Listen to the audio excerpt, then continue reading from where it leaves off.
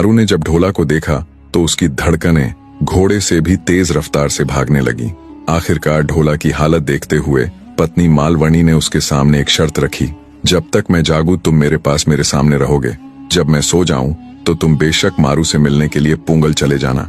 राजकुमार ढोला को भी रानी की ये बात अच्छी लगी। सोचा कभी ना कभी तो रानी सोएगी ही, पर मालवण इतनी आसानी से कहाँ सोने वाली थी। उसने ठान लिया कि कुछ भी हो जाए, कितना भी समय हो जाए, पर वो सोएगी नहीं।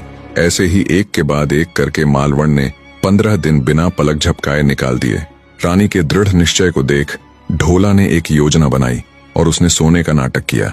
पति ढोला को सोया जानकर मालवण ने भी सोचा, क्यों ना मैं भी थोड़ी देर नींद ले लूं। थोड़ी ही देर में मालवण गहरी नींद में चली गई। तब राजकुमार ढोला चुपके से उठा और ऊंट पर सवार होते हुए तेजी से ऊंट को पुंगल की तरफ दौड़ा दिया। ऊंट के फुफकारने की आवाज से मालवण की आंख खुल गई। देखा तो पति ढोला सेज पर नहीं है। उसका हृदय कुहुक उठा। फिर आनन फानन में अपने तोते सुप्रा को एक संदेश देकर ढोला के पास भेजा।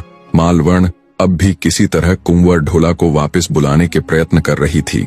मालवण के तोता सुप्रा ने तेजी से उड़ते हुए रास्ते में ही ढोला को पकड़ लिया और उसे रानी मालवण की मृत्यु का समाचार सुनाया। वस्तु स्थिति समझते हुए ढोला ने एक दोहा कहा, जिसमें उसने कहा कि जाने वाले को आखिर कौन रोक सकता है, और अगर सच में ही रानी मालवण मृत्यु को प्राप्त हो चुकी है तो मेरा वहां अब क्या काम। इतना कहते हुए ढोला ऊंट को हाँकते हुए उसकी रफ्तार और तेज कर देता है। राजकुमार ढोला की अडिग मनोदशा समझ तोता सुप्रा वापस लौट जाता है और मालवण को सूचित करता है कि वो कुंवर ढोला को रोकने में असमर्थ रहा। इधर ढोला तेजी के साथ चलते हुए पुष्कर की सीमा में प्रवेश कर जाता है। पुष्कर के तालाब पर जब ढोला ने तोरण स्तंभ देखे तो लोगों से उनके बारे में पूछा। लोगों ने बताया कि यहाँ राजकुमार ढोला और राजकुमारी मारू का विवाह हुआ था। ये उसी की निशानी है। कुंवर ढोला राजकुमारी मारवण के साथ हुए अपने विवाह के स्मृति चिन्ह देखकर अत्यंत हर्षित हुआ। एक नए जोश के साथ और अधिक तेजी से ढोला पुंगल की तरफ बढ़ चलता है। लंबे सफर के बाद ढोला आखिरकार पुंगल पहुंच ही जाता है और पुंगल के बाग में रुककर अपने ऊंट को कुएं से पानी पिलाने लगता है।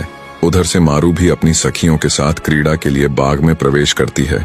ना तो कुंवर ढोला ने मारू को पहले कभी देखा था और ना ही मारू ने ढोला को। दोनों एक दूसरे के सामने होते हुए भी अपरिचित थे। देवयोग हुआ कि भामसेन उधर से गुजर रहा था। उसने कुंवर ढोला को देखा तो राजकुमारी मारू को अवगत करवाया। जिस पति के लिए वो पल पल मर रही थी, जिसका उसने इतना लंबा इंतजार किया था, उसको इतने पास देख उसकी धड़कनें पूरी गति से दौड़ने लगीं।